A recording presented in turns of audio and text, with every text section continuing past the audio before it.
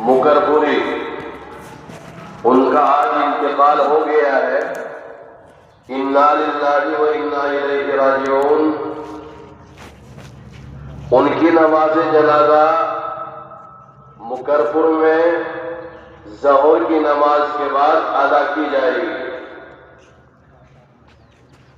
مدرسے کے ایک باصلاحیت محنتی استاذ جناب قاری محمد اسلم صاحب کا آج انتقال ہو گیا ہے۔